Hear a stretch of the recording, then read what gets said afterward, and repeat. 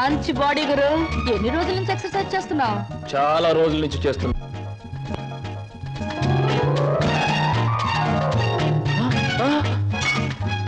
నీ పేరు చెప్పు, ఏమిటి? అదేంటి గురు అలా చిరాకు పడిపోతావు? బాగా చేస్తున్నావు, చేయవా? ఒకసారి చూస్తానా? ఇదేమైనా సర్కస్ ఊరిని చేయడానికి? చూడు గురు, పొద్దున్న లేచినప్పటి నుంచి రాత్రి పడుకునే వరకు మనం అందరం చేసేది సర్కసే. నా పేరు స్వప్న. నీ పేరు? నా పేరు వీర వెంకట విజయ శ్రీనివాస వరప్రసాద్. పూర్తిగా పిలవలేని బద్దకస్తులు శ్రీను అంటారు, ముద్దుగా పిలిచేవాళ్ళు శ్రీనివాస్ అంటారు. నేను మాత్రం నిన్ను చింటూ అంటాను. చింటువా? చింటా, చిట్టా, జుడ్డా? చింటూ. అవును గురు, నీ గురించి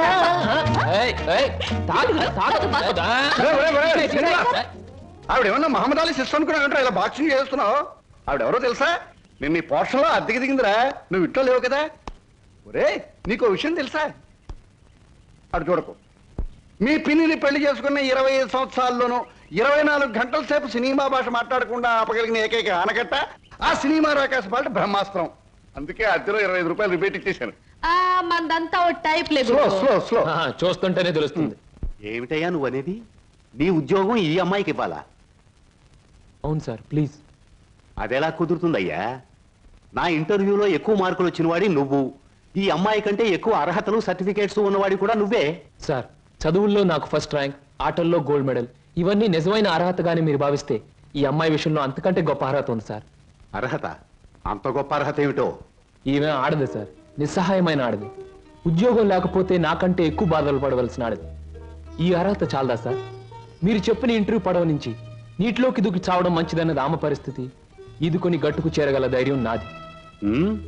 అందుకే సార్, ఈ ఉద్యోగం ఈ అమ్మాయికి ఇచ్చి ఈ ఉన్న పడవ మునిగిపోకుండా చూడండి. ఈ ఉద్యోగం నాకెవడం కన్నా ఆవిడకిస్తే నాకిచ్చినట్టే భావిస్తాను. Good, very good.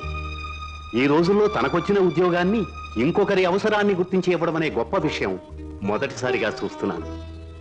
I'm accepting your request. Thank you sir, thank you very much. అవును, నీకొచ్చిన ఉద్యోగాన్ని ఈ అమ్మాయికే ఇవ్వాలని ఎందుకు అనుకుంటున్నావు? ఈవిడ ఈవిడ ఈవిడ అదే ఆవిడ. కాస్త చెప్పు. నేను చెప్పను. ఐ మీన్ చెప్పవయ్యా. చెప్పడానికి కాస్త ఇబ్బందిగా ఉంది, మీరే అర్థం చేసుకోవాలి ప్లీజ్.